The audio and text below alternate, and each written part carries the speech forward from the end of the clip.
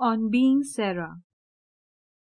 Sarah Bennett suffered from cerebral palsy and could not speak. Unable to communicate, she felt frustrated and isolated until she found a way to express herself.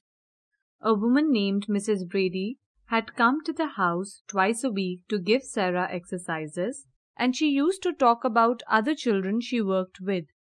These children had never seemed real to Sarah. She had never seen any children like herself.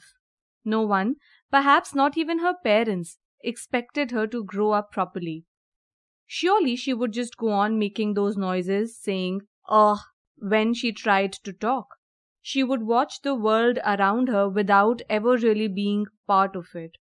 She would shudder inside when she heard the noises, but no words at all that came out. Sometimes she would put her head down on the tray of her wheelchair and cry. At school, she had learned to talk with symbols. The thoughts and feelings she had hidden inside herself could come out because, as her teacher said, symbols do what talking does. Sarah's teacher made a symbol board for her to use at school.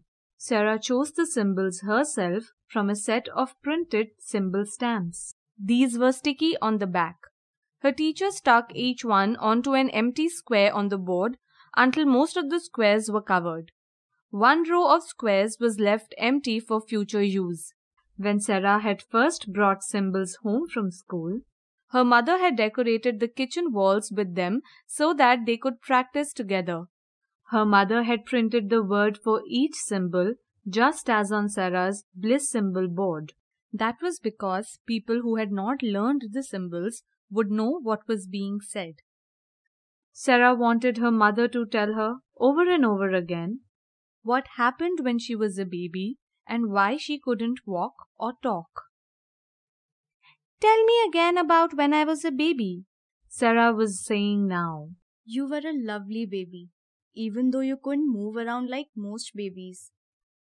"That doctor?" Sarah said with her symbols. "Yes, that doctor who told me you had cerebral palsy when he found out you couldn't speak.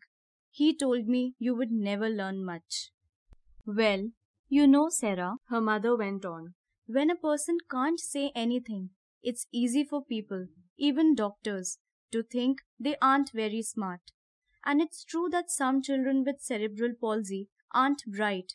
Of course, some otherwise normal people aren't very bright either. "And me?" You seemed pretty smart to us, but we weren't sure what you could do." "And look, Mama," Sarah pointed, "I can say almost anything I want with symbols." "Yes, you had the words in your head all the time."